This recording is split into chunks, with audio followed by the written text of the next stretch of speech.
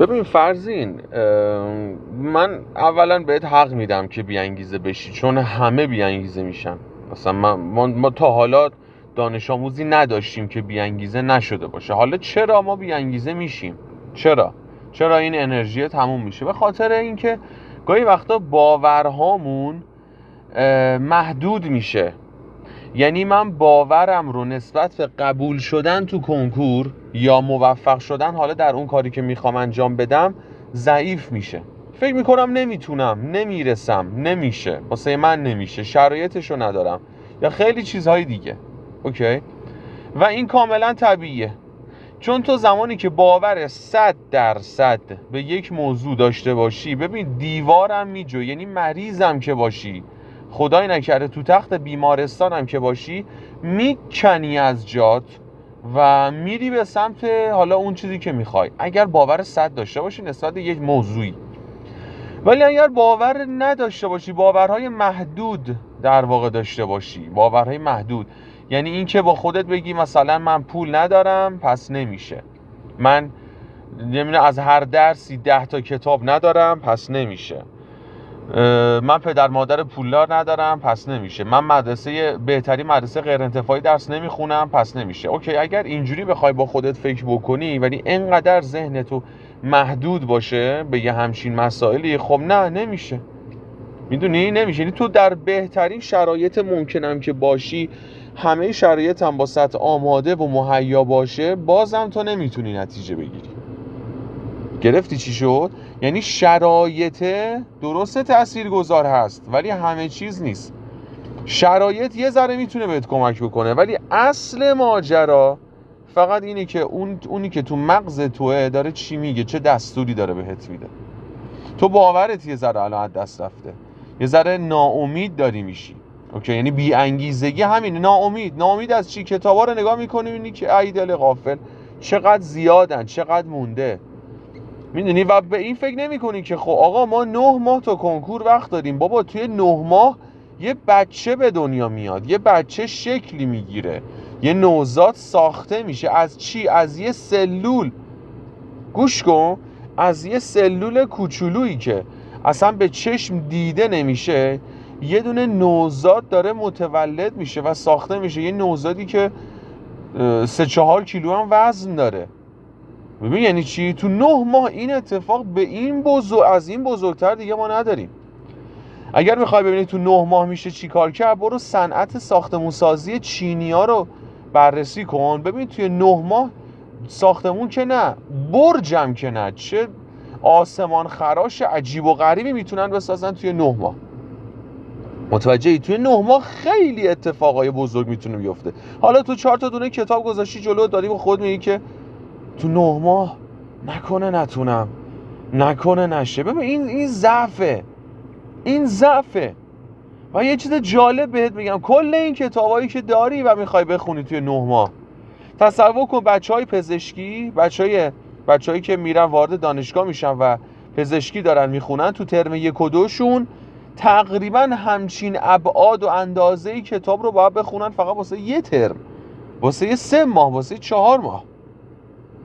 ببین تو این همه کتابو داری میخونی واسه این که تا 9 ماه آینده، البته 9 ماه که الان بیشتر وقت داریم، تقریبا 10 ماه وقت داریم، تو این همه کتاب میخوای بخونی تا 10 ماه آینده رتبه بیاری. بابا اونی که الان داره پزشکی میخونه این همه کتابو داره میخونه واسه 3 ماه دیگه، 4 ماه دیگه.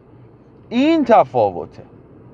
تو یه ذره ناامید شدی چون نمیدونی اینها رو، نمیدونی قضیه چیه.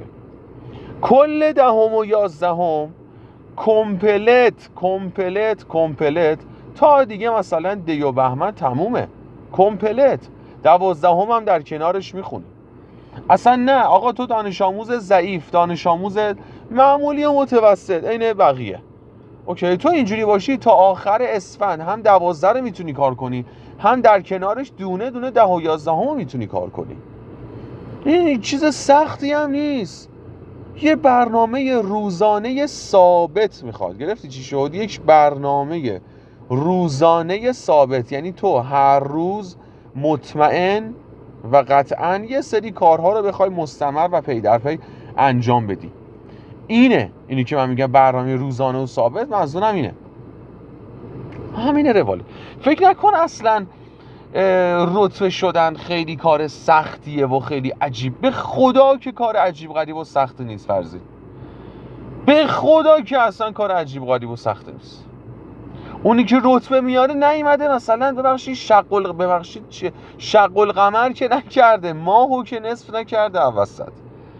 نمیدونم چیه این چوب عصای حضرت عیسی رو که نداشته بزنه آب وسط شکاف بخور. از این کارا نکرده که. چی بوده پس؟ نشسته ساده ترین کارها رو انجام داده. ببین هدف چیه؟ بذار اینجوری بگم. هدف چیه؟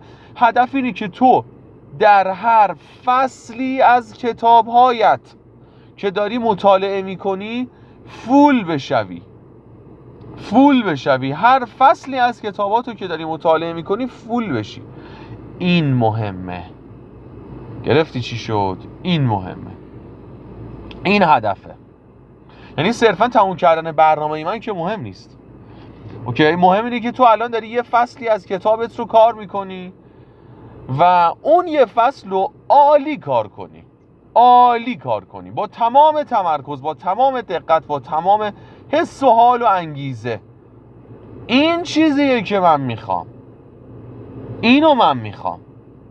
و در کل بهت بگم الان نه به خودت سخت بگیر، نه خودتو اذیت کن، اصلا نه فکر کن به رتبه شدن، فکر نکن، چون ما اصلا نمیدونیم تو رتبه میشی یا نمیشی. اصلا به رتبه شدن فکر نکن. به کنکور اصلا فکر نکن، چون ما نمیدونیم تو کنکور تو چی کار میکنی. تو کنکور موفق میشی یا نمیشی ما نمیدونیم. هیچ کس نمیدونه. کی میدونه؟ این عزیز فرزین این چیزیه که اصلا معیاری واسه سنجش نداره، ضمانتی نداره. تو داری درس میخونی، چه تضمینی وجود داره رتبه بیاری؟ هیچ تضمینی وجود نداره رتبه بیاری. اونی که میشه رتبه 1 رتبه تک رقمی میاره، اونم تضمینی نیست واسش. اونم بدون هیچ گونه تضمینی داره فقط مطالعه میکنه. گرفتی چی شد؟ ساده ترین کار همینه، فقط مطالعه کردن. و تو هم سعی کن فقط مطالعه بکنی. این چیزیه که لازمه. اوکی؟ پس از الان یه نفس عمیق بکش، یه انرژی حرفه‌ای و مضاعف و مشتی به خودت بده. برو سراغ انجام کارت، برو سراغ درس خوندنت، برو بزن بتره کن.